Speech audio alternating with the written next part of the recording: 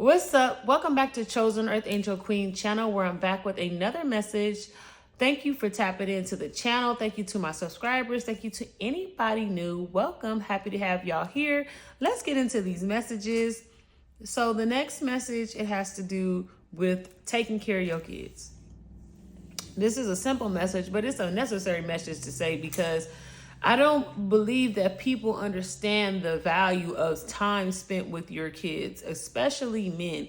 Men think, and I noticed this, just having children's fathers. And for me, when I first raised my children, when I was 9 months pregnant, my daughter's father went to jail for 15 years. So my first child, I knew that, hey, I'm about to be a single mother, okay? My baby daddy ain't coming out of jail for 15 years. She's going to be 15 by the time she sees him, So I was 9 months pregnant going into this thing knowing what I was up against. And then I had another child, and that child's father went to jail for 6 years. So for the longest, I had two children, both baby daddies in jail, and for foreseeable, at least for the next 5 to 15 years, there was not 6 to 15 years, was not going to be a baby daddy around. They by that point, I got the point that I'm not having no more kids. This ain't what it's cracked up to be for me, because the choices that I was making in men, and I made those type of choices and decisions because I didn't know any better. I didn't know what to choose for, and when it comes to my man.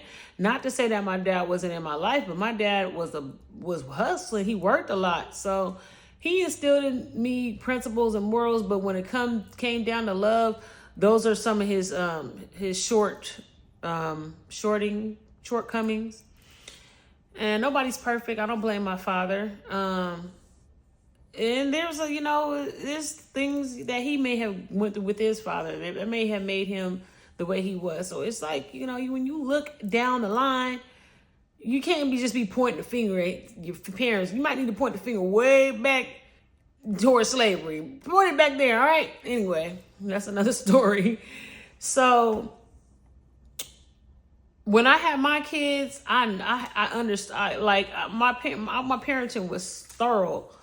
First of all, I had a lot of help from my brother until he got married. And once he got married and my granny died, it was just me and the kids, maybe for I want to say there was about 5 and 6 to probably 15. And for the next 10 years later, it was about me and them kids, okay? And it was about me sacrificing in order for me to be a good parent.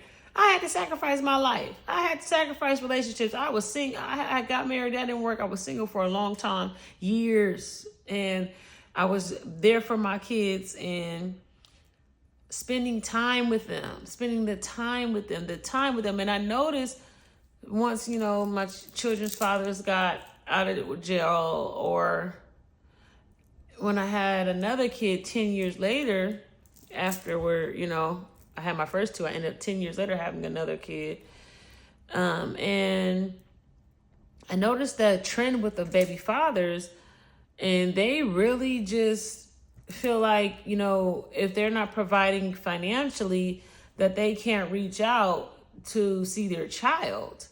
And at first I may have thought that, when I was younger, I might have put the narrative out there, but it didn't matter because the circumstances, they weren't even able to see their kids if they wanted to. But when I got into a situation where somebody could, they didn't understand that the value of being in your kid's life is important. No matter if you're providing financially, your presence matters. Your presence in your child's life matters, okay? Your child needs to know that you care.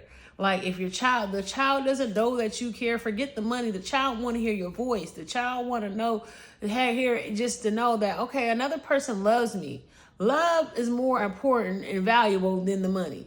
So people shouldn't be hung up on what somebody can and cannot do financially, because if they can't provide, they can't provide. If they being stingy about their money, they can't do it, but they not doing it because they bitter and they mad, then let God deal with them.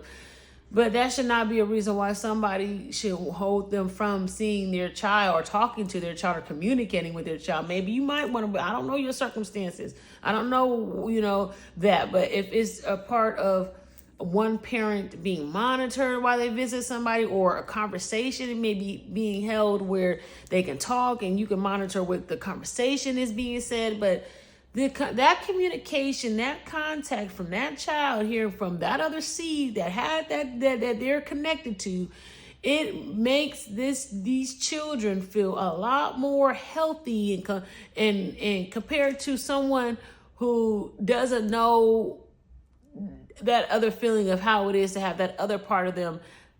They don't know the feeling. They don't know that it exists, And if you're fortunate to where you can talk to your children can talk to both parents and have that's a blessing.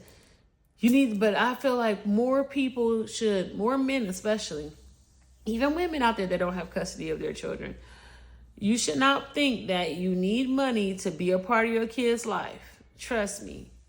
You don't need money to be a part of your kid's life. You could go to any judge and they tell them, I ain't got child support. I'm this, I'm that. I can't, whatever. I've seen it happen. Child support orders with $0 and people got custody of their kids. Stop letting these narratives fool you to make you think that you can't be around your kids because you don't got no money. Kids need father figures. Kids need mamas. Kids need both of their families, regardless if the income is not there. Kids ain't thinking about that. If they got shelter, and even if they're at their worst, the love, kids want the love. Kids need the love. They need the love. They need the support. They need to know. Even though mama, daddy broke and don't got it, they still love me. They're doing the best they can, okay? If that counts more than not hearing from nobody and just thinking that, they don't love me. They need to know why you ain't around. They deserve that. So, yeah, that's what my message is raise your damn kids. People ain't raising their kids. Shit, people ain't involved in their kids' life. Do something with your kids. Spend time with your kids. Talk to your kids. Know what the hell's going on in there. Figure it out. That's how I got my kids to graduate high school and in sports and whatever that is they want to do. Listen, I'm had to put that extra work in, baby, and it paid off. It's better than not saying nothing and you got teenage pregnant kids and everything else. Kids in and out of jail and kids with all kind of problems and all that other stuff. That stuff can be avoided with just some time, some effort and time. And that's free, baby. That's free. So find the time. And that's the most valuable things in life is time with those. That's the things money can't buy. Is you spending time molding and being with them kids. Spending time with your kids matters. Really talking to them. Having a relationship with them. Knowing what they like and what they don't like. Not just being a servant to these kids. Teaching them how to be an adult. Teaching them real life situations. Teaching them what to do and what not to do. Explain to them why.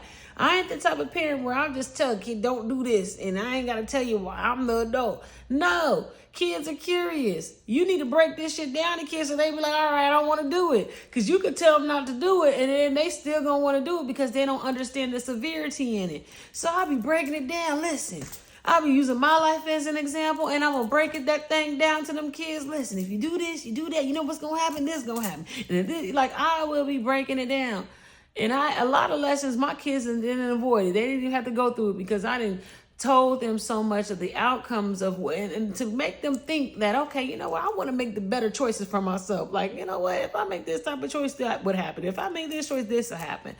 So when they understand how important it is to make the better choices, that's where you want to get them at. That's where you want to get them. And then when they turn 18, 17, you got to stand back and see how what you put in them, if it worked or not, okay? And that'll be me now. I'll be looking back like, all right, I can't say nothing. I can't do nothing. I got to see if what I taught them, if they're going to move and act on what I taught them. And yes, baby, they are. They're most definitely doing it. by the grace of God, because these are God's kids. And what the God said, it's a version. What do I say? Off of Isaiah 56. It said, God teaches my children, and great is their peace. Absolutely. God can teach your children, and he can teach them through you. Okay? And kids be making some good decisions. Be straight, be at peace with everything. All right? So, yeah, teach your kids, raise your kids. Raise your kids. Raise them up, okay? Raise our babies up. Don't let this internet fool you. Don't let these internet, the time consuming you. Job is time consuming you. Internet's consuming you. Your relationships consuming you. The number one relationship you should be having is with your kids. And salute to everybody that is doing it. I see a lot of strong mothers out there. Salute to y'all. I see y'all. Anyway, if y'all like the message, make sure y'all like, share, and subscribing. Share this message to someone who may need to hear it. Love y'all. See y'all next time.